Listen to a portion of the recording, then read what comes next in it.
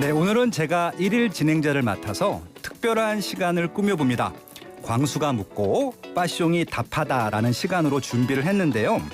금융계에서 부동산 알짜 전문가인 남영우 우리은행 부동산 연구원과 부동산의 궁금증을 가득 안고 온 이광수 국민일보 기자와 함께 부동산 시장에 대한 끝장 토론 진행해 보겠습니다. 두 분 어서 오세요. 안녕하세요. 네. 일단 우리 남여구 연구원은 제가 공공세미나 많이 가서 잘 알고 있고요. 이광수 기자님은 네. 오늘 처음 뵀는데 그냥 웃음이 자꾸 나와요. 광수라는 이름 때문에 혹시 픽되신 건 아닐까? 저도 약간 그렇게 생각하고 있습니다. 이광수계 계보가 있거든요. 그래서 이제 이 복덕방 대표님 계시고 네. 연예인 이광수 계시고 그리고 제가 막내 포지션인데 오늘은 막내로서 제가 이 부동산에 대한 질문 이렇게 소장님과 연구원님께 여쭤보겠습니다. 네, 오늘 기대를 좀 많이 하고 있겠습니다. 네. 네, 혹시 집은 사셨나요? 네, 집은 제가 2020년에 네. 제가 그때 가계약하고 나니까 다음날 조간에 이제 2030 패닉바잉이다 이렇게 바로 나와서 근데 패닉바잉을 해서 그때 집을 마련한 적이 있습니다. 네, 그래서 좀 부정적 인식을 갖게 되셨나요? 혹시 그것 때문에? 그래서 이제 확실히 정부의 정책이 시장을 이기기가 쉽지 않다는 것을 제가 2020년에 그때 한번 깨닫고 있고 사실 뭐 뒤에도 얘기 나누겠지만 이게 집값이 좀 많이 올랐던 부분이 있잖아요. 그런데 네. 저희 집은 별로 안 올랐어요.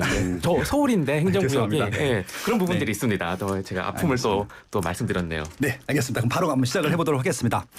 이번 주부터 부동산 시장엔 큰 변화가 하나 있었는데요. 이미 지난 1월 말부터 이재명 대통령이 예고했던 5월 10일부터 다주택자 양도세 중과가 시작이 되었는데요. 시장에서는 어떤 반응이 나오고 있다는 소식이 들립니까? 네, 지난 5월 10일부터 이제 4년간 유예됐던 이 조정 대상 지역 다주택자 양도소득세 중과가 재개됐습니다. 가장 먼저 눈에 띄는 것은 매물 감소입니다. 이 부동산 정보업체 아실에 따르면은 이 서울의 아파트 매물이 어제 기준으로 64,383건으로 집계가 됐습니다. 다주택자 양도세 중과가 시작된 지 3.8% 그러니까 2,531건이 좀 줄어든 건데요. 이 서울 아파트 매물은 이재명 대통령이 양도세 중과 유예 조치를 종료하겠다는 입장을 공식화한 지난 1월 23일 그때 당시에는 56,200여 건이었는데 3월 21일 8만 80건으로 2개월 동안 약 30% 늘어나기도 했습니다. 그런데 다시 이제 줄어들기 시작했다라는 거죠. 어제는 이런 뉴스도 있었어요. 이 정용진 신세계그룹 회장 소유의 이 용산구 한남도 단독주택이 이 다주택자 양도세 중과 시행 사흘 전에 매각된 것으로 확인됐다. 그러니까 이 시행되기 전에는 매물이 많이 나왔다라는 것을 우리가 확인할 수가 있는데요. 하지만 양도세 중과 시한이 다가오면서 지난 7일에는 매물 건수가 7만 건 밑으로 떨어졌고 이후에는 매물이 더 줄어들었다라는 판단입니다.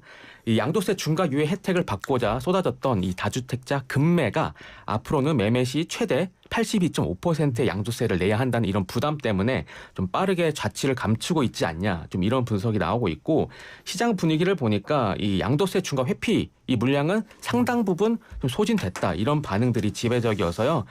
종합하면은 당분간 매물 잠김 현상 그리고 거래 절벽이 일어나서 결과적으로는 집값 상승으로 좀 이어질 수 있지 않겠냐 좀 이런 우려가 지금 나오고 있습니다. 네, 본인의 집도 오를 것 같습니까? 오랫동안 기다리다 보면은 그래도 이제 물가 상승률만큼은 올라주기를 제가 지금 밤마다 기도하고 있거든요. 기도 매매로 하고 있습니다. 네, 꼭 오르시기를 진심으로 기원합니다. 감사합니다. 네, 남영호 의원님. 네. 다주택자 중과 이후부터는 시장의 흐름을 주도하는 키 플레이어가 누가 될 거라고 예상하시는지 실제로 매도 움직임이 나타난다면 어떤 조건에 해당하는 분들이 나설지 한번 설명해 주시면 좋겠습니다. 이미 이제 지난 정부부터 시작됐던 지속적인 규제 정책 때문에 사실은 시장이 이미 다주택자 중심에서 1주택자, 무주택자 실수요 시장으로 재편이 되어 왔었는데요. 현재 시장의 키플레이어는 크게 두 분류로 볼 수 있습니다. 일단은 매수하고자 하는 무주택자들이 있고요. 그리고 매도할까 갈아탈까를 고민하는 비거주 주택자가 될 수 있거든요.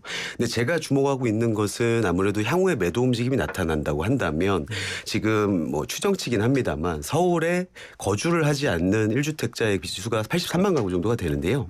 이 중에서 사실상 비거주하고 있는 1주택자도 상당수 있을 걸로 추정은 되거든요. 그래서 만약에 내가 장기 동안 보유를 하고 있었는데 이제 좀 정리를 하고 싶어 하시는 그런 고령자분들 같은 경우는 특히 이제 고가 강남권 재건축 아파트들 중심으로는 세금에 대한 압박이 좀 있는 편입니다. 편이라서 이런 분들이 아무래도 좀 이번 기회에 매도를 하고 그리고 뭐 다운사이징을 통해서 자녀한테 일부 현금성 증여를 한다든지 아니면은 뭐 나는 그냥 조용히 살래라고 하고 그냥 편하게 살고자 하시다든지 이런 것들이 좀 나타날 수 있지 않을까 생각하고 있습니다. 그럼 그분들은 좀 싸게 내놓을까요? 아니면 좀 정상가로 내놓을까요? 근데 이제 저가 이제 실질적으로 고액자산가분들 상담을 하고 있기도 한데요. 네. 아무래도 되게 현명하게 상황을 보면서 판단하자고 하시는 분들이 되게 많으세요. 근데 일정 수준 이하의 너무 저렴한 가격까지는 글쎄라는 반응이 솔직히 좀 있고요. 다만 이제 정말 세금적인 실익이 너무 차이가 나겠다 싶으면 어느 정도 최근까지 압구정동에서 보였던 그런 금매 정도 수준까지는 고민하고 있는 것 같습니다. 네, 무주택자 중에 현금이 있는 분들은 그런 매물을 좀 노려도 좋을 것 같다는 생각이 들기도 하네요. 네. 근데 저도 궁금한 게 이쯤에서 있는데 네. 이 다주택 양도세 중과 종료 앞두고 이제 금매가 쏟아지면서 언론에서는 뭐 박앤세일이다 좀 이런 표현을 하기도 했었는데 그냥 저 같은 사람의 이제 관심사는 갈아타기도 해야 되고 이제 또 이제 새로 이제 매수하시려는 분들도 계실 텐데 그렇다고 하면은 다음 박앤세일 언제냐 좀 이런 궁금증을 가지신 분들이 많더라고요. 그래서 두 분의 생각은 어떤지도 좀 여쭙고 싶습니다. 뭐 제가 먼저 먼저 드려볼까요? 소장님부터. 일단은 3월 달에 아마 1차 박앤세일 기간이었었고요. 네. 그래서 굉장히 좋은 가격대 매물이 많이 나왔고 실제 거래가 많이 됐습니다. 근데 이제 다주택자 중과 유예가 끝났잖아요. 그러다 보니까 지금 말씀하신 대로 그다음 기대할 것이 비거주 1주택자들 매물이 나올 것을 기대하는데 저도 똑같다라는 생각이 들거든요. 이게 가격이 좀 내려온 상태에서 매물이 나오게 되면 거래가 될 수 있을 것 같은데 어차피 비거주 1주택자들은 팔아도 되고 안 팔아도 되고 그런 조건이기 때문에 어설프게 빨리 팔 것 같진 않아요. 그래서 이분들은 이제 다주택자 같은 경우는 팔아도 또 집이 있으니까 네. 팔 수 있는 조건들이 되는데 이분들은 이거 팔게 되면 거의 끝나는 거라서 아마 좀 보수적으로 나올 것이라고 생각합니다. 그래서 이제 본진이잖아요. 본진을 내놓고 자기가 본진이 아닌 데 가서 살 사람들은 많지 않을 것 같아서 아마 이 매물이 순간적으로 몰리는 순간적으로 반짝 좀 급매물이 나올 수 있다고 생각하는데 전반적으로는 그렇게 좀 활성화된 박앤세일이 나오지 않을 것 같지는 않거든요. 네. 남욱 의원은 어떻게 생각하세요? 저도 일단은 이제 향후에 7월 세제 개편한 때 방향성이 되게 중요할 것 같아요. 그러니까 세금 규제의 강도에 따라서 어쨌든 잠재적으로 확보된 그 매도 물량들 중에 얼마가 출회되느냐가 좀 지켜볼 포인트가 될 것 같고요. 근데 다만 저도 소장님 말씀하신 것처럼 일시적으로 대량의 급매물 형식으로 쏟아져 나오는 거는 좀 제한적일 수 있다고 생각하는 이유가 일단은 저희가 비거주한다라는 거는 어쨌든 투자의 개념도 어느 정도 있는 건데 재건축 아파트 같은 경우는 사실 조합 설립인가가 되면 조합원집 양도 자체가 제한되잖아요. 그렇기 때문에 팔 수 있는 게 비자발적으로 못 파는 것들도 있을 수 있고요. 그리고 보통 이제 가지고 계신 분들이 의사결정하실 때는 어느 정도 갈아타기를 고민하기도 하십니다. 그러니까 무주택 포지션도 있지만 다시 사고자 하시는 분들도 있거든요. 근데 이런 분들 같은 경우에도 이동이 생각보다 제한적인 경우들이 많아요. 그러니까 대출 규제나 이런 것들도 여전히 존재하고 있고요. 그리고 이제 상급지의 소위 새낀 매물이 어느 정도 디스카운트된 가격에 나올 수는 있겠으나 그걸 무주택자들만 현재 매수할 수 있기 때문에 어느 정도 이동에 또 제한이 있어서 그냥 매도를 포기하는 경우도 있을 것 같거든요. 그래서 이런 것들이 종합적으로 맞물린다고 봤을 때 좀 간헐적으로 지속적으로 나오는 방향으로 가지 않을까 생각하고 있습니다. 네, 그럼 3월 달 박앤셀처럼 좀 거래량이 많지는 않을 것 같다. 뭐 그런 말씀해 주신 것 같습니다. 매매 시장 말씀해 주셨는데 전월세 시장은 어때요? 네, 전월세는 늘어나고 있다라고 합니다. 어제 기준으로 서울 아파트 전세 물량 16,348건, 월세 물량은 15,100건으로 이게 하루 전보다 각각 190건, 150건 늘어났거든요. 이 다주택자 양도세 중과가 부활하면서 이 전월세 매물이 동반 감소했는데 하루 만에 다시 이제 반등하는 흐름을 보였다라는 겁니다. 이 지역별로도 흐름이 뚜렷한데 전세 물량 가장 많이 늘어난 곳이 이제 구로구로 13% 늘어났다고 하고 은평, 마포, 성동 등 이 서울 외곽 한강벨트 두루두루 이제 증가를 했다라고 합니다. 이 월세는 강남 3구를 중심으로 늘어났다고 하는데요. 서초구가 102건으로 이제 가장 큰 증가폭을 보였는데 이 다주택자들이 양도세 중과를 피하기 위해서 내놨던 매물을 임대 시장으로 돌리고 있다 이런 분석이 나오고 있습니다. 9,510가구의 규모의 송파 헬리오시티 같은 경우에는 어제 기준으로 이 전월세 매물이 879건으로 월세가 530건, 전체 60%, 전세가 349건으로 40%를 차지했다라고 하는데 이 팔지 못했던 이 집주인이 월세를 선택하는 추세가 앞으로도 좀 이렇게 가속화될 수 있지 않겠냐 이런 분석이 나오고 있다라고 합니다. 그런데 저도 이제 궁금한 것도 있는데요. 이게 노도강 금강구 쪽에서도 300만 원짜리 월세가 나왔다 좀 이런 얘기가 있더라고요. 그래서 대부분 흐름이 이런 게 확산되는 건지 아니면은 전반적으로 진짜 월세가 이렇게 그냥 올라가는 좀 키가 높아지는 이런 흐름인 건지 좀 이런 것도 좀 소장님께 여쭙고 싶습니다.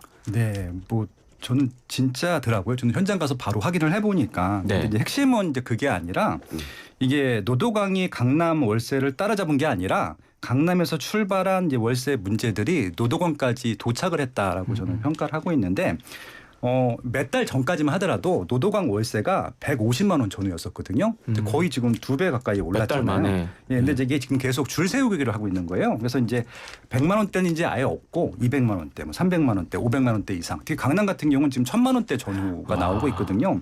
저도 최근에 신규 아파트 입주하는 게 좋은 게 하나 있어서 네. 월세를 알아봤는데 1000만 원이랬더라고요. 어느 분이 들어가는지 저는 항상 궁금해요. 저 같은 사람이 들어갈 거야 아마. 근데 아무튼 좀 너무 비싸서 포기를 했습니다. 네. 근데 이게 무서운 게 뭐냐면은 이제 강남 월세를 못 버티신 분들이 있을 거잖아요. 월세가 올라가다 보니까 네. 그런 분들이 마용성으로 가요. 그럼 순차적으로 밀리는 거죠. 마용성도 오르고 마용성 다음에 노도강 금강구가 오르고 그 다음에는 이제 경기도 외곽까지 인천까지도 가게 되는 겁니다. 밀어내기 도미노가 연계된다고 보시면 될 것 같은데 그래서 지금부터 놀라야 될 것은 이제 서울은 이미 이 패턴들이 고착화된 것 같고요. 아마 경기도는 전혀 우리 지역은 안 오르는데라고 마음 놓고 있다가 이제 경기도까지 오르는 패턴이 갈 것 같거든요. 서울 출퇴근이 가능한 지역까지는. 그래서 거기가 아마 향후 6개월 동안 월세가 많이 오를 것은 아닌가라고 예측을 하고 있습니다. 안명호 연구는 어떠세요?